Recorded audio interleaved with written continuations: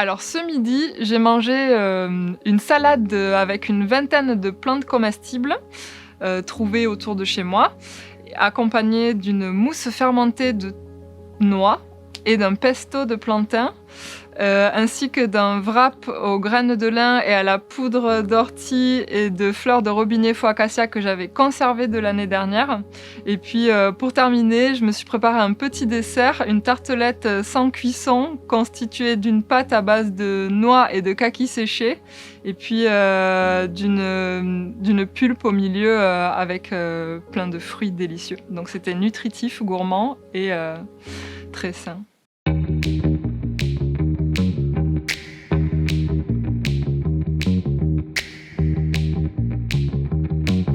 Ben, carrément pas, puisque moi ce matin déjà j'ai fait une super balade, dans la nature, il faisait soleil, c'était agréable. J'ai cueilli des choses qui sont gratuites et en plus très nutritives, alors qu'en allant au supermarché ça m'aurait coûté cher, c'est des choses qui viennent de plus loin. Et du coup pour moi c'est que des bénéfices en fait la cueillette.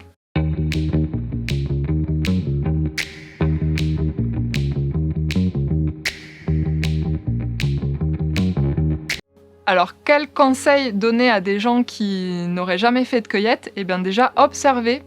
Observez, quand vous sortez de chez vous, une fleur remarquable, une feuille, qui vous interpelle, une liane que vous n'avez jamais vue, prenez-la en photo et essayez de l'identifier, donc soit en demandant peut-être, à des voisins ou à de la famille, ou en faisant une petite recherche, sur le net ou dans un bouquin. Il existe des applications qui permettent d'identifier les plantes.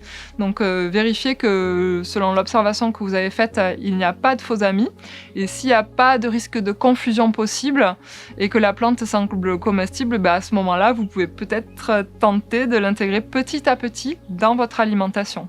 Et moi, je conseillerais vraiment d'y aller petit à petit, parce que c'est aussi comme ça qu'on se prémunit d'éventuelles allergies.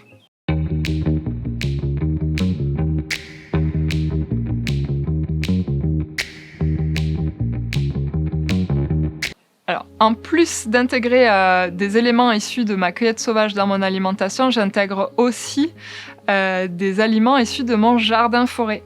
Il faut savoir qu'il existe plus de 7000 espèces alimentaires en climat tempéré et que dans notre assiette quotidienne, on n'en trouve qu'une soixantaine, ce qui est fort dommage. Donc, grâce à mon jardin-forêt, je plante une, énorme diversité de plantes alimentaires qui me feront accéder à de nouveaux goûts, de nouvelles saveurs. Et en fait, ce sont toutes des plantes qui vivent longtemps, hein. Imaginez une mangue de climat tempéré ou des haricots qui vivent dans un arbre. Et ben, toutes ces plantes-là, elles vivent en symbiose. On va avoir des lianes alimentaires, des plantes couvre-sol, des plantes racines, des plantes de canopée qui vont former un écosystème hyper résilient.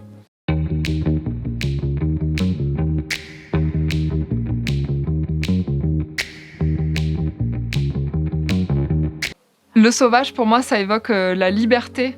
Déjà, la liberté des végétaux qui choisissent le moment où ils germent, où ils grandissent, de façon spontanée et hyper résiliente. Et puis aussi, la liberté d'aller et de se déplacer. Moi, je rêve de revenir à l'époque des peuples premiers qui se déplaçaient de bivouac en bivouac et qui plantaient des forêts nourricières et qui retrouvaient chaque année en revenant à ces bivouacs-là.